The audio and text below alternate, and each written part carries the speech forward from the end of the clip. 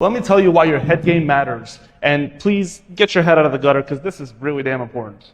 Oh, and this is something that about 95% of practitioners all miss. Whether you want to admit it, whether you're a really tough person or not, fear and anxiety play a role in every single person's pain. Again, does not matter how tough or not tough you are, fear and anxiety is absolutely a part of everyone's pain journey because that is a natural response that your brain has, that your protective mechanisms in your body throughout our history of mankind. We all have this response of fear and anxiety when we have pain. And the moment that you're willing to accept it and understand what your fear of movement around your pain has done to you, and what your anxiety around movement has done to you, the faster we can break that down. And this is something that I address with every single patient of mine because without focusing on this, true pain relief and return to normal day-to-day function does not happen. You can be the best therapist in the world with the most incredible techniques and the most incredible movements. You could be the best of the best, creme de la creme. But if you don't tackle this, it's for nothing. So let's talk about it. So to work through fear and anxiety, we have to understand what each emotion, what each pain response does to our brain and to our body's ability to move. So fear, when we have fear, we're just going to avoid the movement. So I've had patients who avoided tying their shoes and they would get slip-on shoes because the act of bending down was painful. And if there's a workaround, people will find out workaround.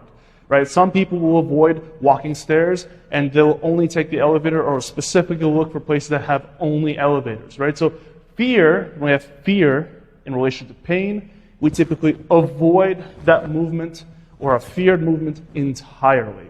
Anxiety, on the other hand, is different because anxiety, it's through movement that we have to do.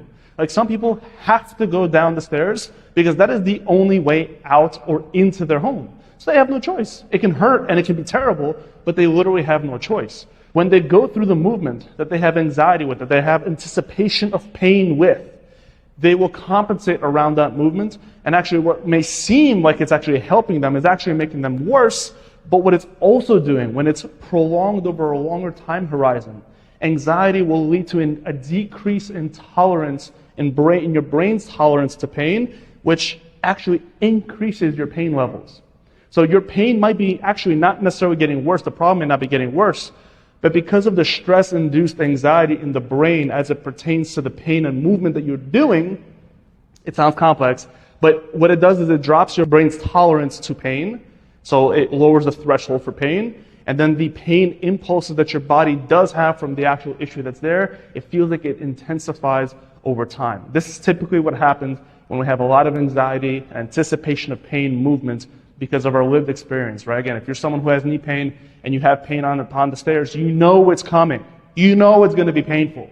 But this has an anxiety response in the body, which in turn has an anxiety response in the brain that changes pain levels entirely. Now, this is super important to understand because when I'm working with a patient, especially a chronic pain patient, my goal, aside from just treating the actual issue, is to understand which movements are they afraid of doing and do they avoid actually doing, and which movements do they do begrudgingly that they have an anticipation of pain with.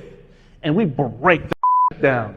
We break those walls down as soon as humanly possible. Because if we don't, again, like I said, I can do all the most amazing manual therapy techniques I can do. I can do the most amazing exercises.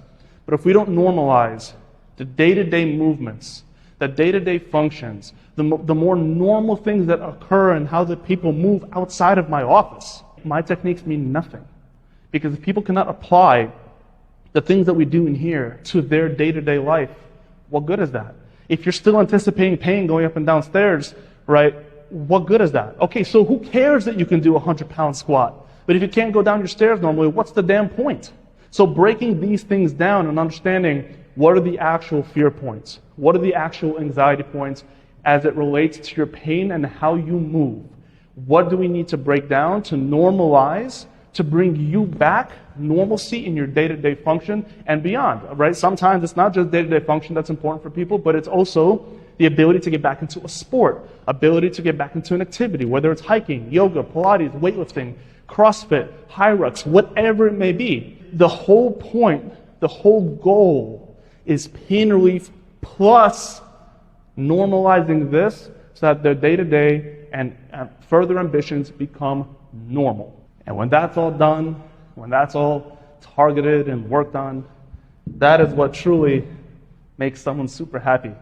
Because when they feel that pain relief is occurring, but then they also go back into their day-to-day lives and notice like, oh my gosh, I can do X or I can do Y, and it doesn't bother me. And more importantly, I'm not afraid of it. I'm not nervous about that activity. I can do all the things, which is the damn point.